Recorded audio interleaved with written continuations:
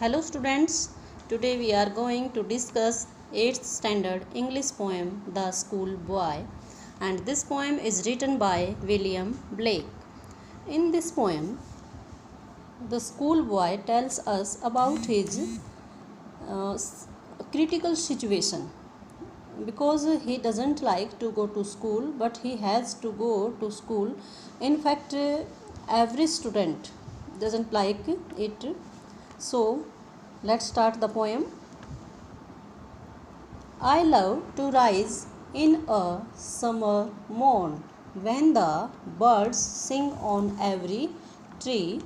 The distant huntsman winds his horn and the skylark sings with me. Oh, what sweet company.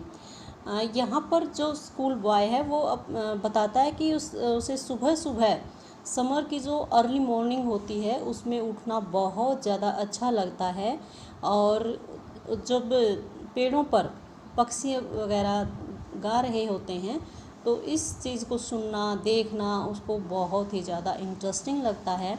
और वो कहता है कि जब जंगल में दूर से कई हंट्समैन मीन्स हंटर जो है हॉर्न को ब्लो करता है तो वो भी उसको जिसकी वजह से पक्षी उड़ जाते हैं तो वो नज़ारा भी उसको बहुत ज़्यादा अच्छा लगता है। और sky lark, it's name of a bird, sky lark bird का जो सॉन्ग है वो सुनना उसको बहुत ज़्यादा अच्छा लगता है। इनफैक्ट वी कैन से इनकी कंपनी जो ट्रीज हैं और बर्ड्स हैं इनकी कंपनी उसको बहुत ज़्यादा अच्छी लगती है। तो यहाँ पर वो अपने बारे में बताता है कि मुझे ये चीज़ अच्छी लगती हैं। Next stanza, but to go to school in a summer morn, O it drives all joy. यहाँ बिल्कुल उसका कॉन्ट्रेरी बात कही गई है। ऊपर तो वो कह रहा है कि मुझे समर मॉर्न में उठना बहुत ज़्यादा अच्छा लगता है, बर्ड्स वगैरह को देखना अच्छा लगता है, उनके जो सॉन्ग हैं जब वो चहचहाते हैं पक्षी वो मुझे बहुत ज़्यादा इंटरेस्टिंग लगते हैं। बट यहाँ वो कह रहा है कि सुबह सुबह जो सर्दियों की जो गर्मियों की जो अर्ली मॉर्निंग होती है वो बहुत ज़्यादा प्यारी होती है, बट उस टाइम मुझे स्कूल जाना पड़ता है। तो यह जो है ये स्कूल जाने वाली जो बात है वो मेरे सारे एंजॉय को ख़त्म कर देती है। Under a cruel eye outworn the little ones spend the day in sighing and डिसमे।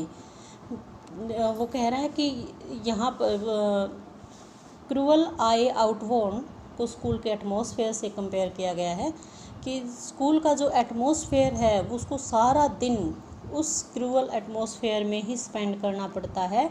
और कैसे स्पेंड करना पड़ता है, आह भरते हुए, और डिसमे मीन्स उदासी में, यानी पूरा दिन उसको उदासी में वहाँ स्पेंड करना पड़ता है। उसको अच्छा तो लगता है कि वो घूमे, वो पक्षियों को देखे चहचहाते हुए और वो भी उनके साथ खेलता फिरे, बट उसको जाना पड़ता है स्कूल। तो ये जो है उसके लिए बहुत ज़्यादा दुख वाली बात है। Then at times I drop in, sit and spend many an anxious hour, nor in my book can I take delight, nor sit in learning's bower, worn through with the dreary shower।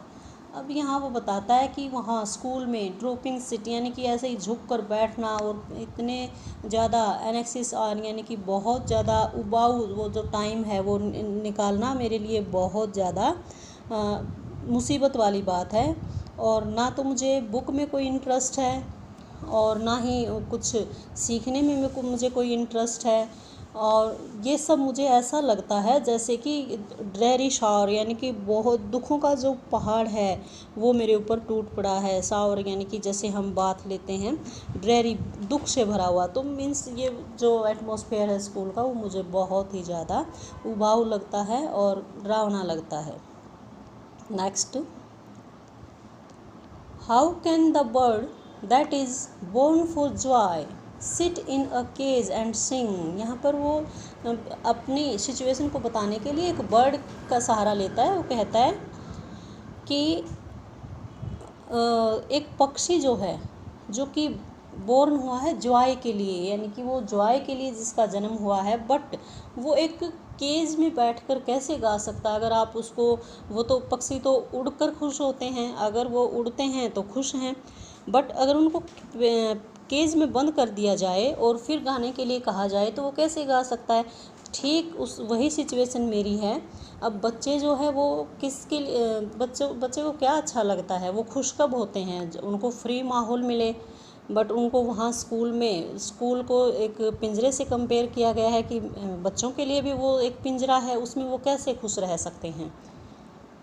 Next line में वो यही बात कह रहा है, how can a child when fears annoy but droop his tender wing and forget his youthful spring. Means बच्चा भी तभी खुश होता है जब उसको ऐसे ही रहने दिया जाए, जैसे वो कह रहा है कि मुझे पक्षियों को देखना अच्छा लगता है, पेड़ों को देखना अच्छा लगता है, बट स्कूल में जाकर उसके जो टेंडर विंग हैं वो मुरझा जाते हैं और उसका जो यूथफुल स्प्रिंग है उसके बारे में तो भूल ही जाओ। यानी कि आने वाला टाइम कि अच्छा कैसे हो सकता है, मीन्स एक अच्छी पर्सनैलिटी के रूप में मेरी ग्रोथ कैसे हो सकती है। नेक्स्ट लास्ट स्टेंजा हम देखते हैं, O father and mother if birds are nipped and blossoms blown away. यहाँ पर वो अपने पेरेंट्स से रिक्वेस्ट करता है कि O father and mother if birds are nipped, birds होती है फ्लावर से, फ्लावर के खिलने से पहले की जो अवस्था होती है दैट इज़ बर्ड्स। तो वो कहता है कि आर निप्ड मीन्स कट कर देना। अगर बर्ड्स को ही कट कर दिया जाए तो फ्लावर कहाँ से आएंगे। And blossoms blown away, ब्लूसम्स cherry के पेड़ पर जो लगते हैं फ्लावर दैट इज़ ब्लूसम्स। तो अगर ब्लूसम को भी पहले ही तोड़ दिया जाए तो फिर चेरी कैसे आएंगी। ठीक ऐसे ही हमारा अगर बचपन अच्छा नहीं हुआ तो हम एक अच्छे इंसान के रूप में ग्रो कैसे कर पाएंगे। And if the tender plants are stripped of their joy in the springing day by sorrow and cares dismay। और ठीक उसी तरह से अगर जो प्लांट्स हैं, छोटे प्लांट्स हैं, उनको स्ट्रिप्ट कर दिया जाए यानी कि कट कर दिया जाए तो वो भी कैसे ग्रोथ कर पाएंगे। फिर हमें जो है जैसे पेड़ों से हमें छाया मिलती है, फल फ्रूट मिलते हैं, तो वो कैसे मिल पाएंगे। यानी कि जो आगे फिर आने वाला जो टाइम है वो तो किस में बीतेगा, हमारा दुख में और डिस्मे में। अब जैसे प्लांट के लीव्स वगैरह तोड़ दिए तो उससे क्या होगा। प्लांट्स को जैसे प्लांट्स अपना भोजन कहाँ से लेते हैं, पत्तियों से। अगर उनको ही तोड़ दिया जाए, स्ट्रिप कर दिया जाए तो फिर वो उनकी भी ग्रोथ नहीं हो पाएगी। ठीक वही सिचुएशन बच्चों की है। How shell the summer arise in joy और द समर फ्रूट्स अपीयर।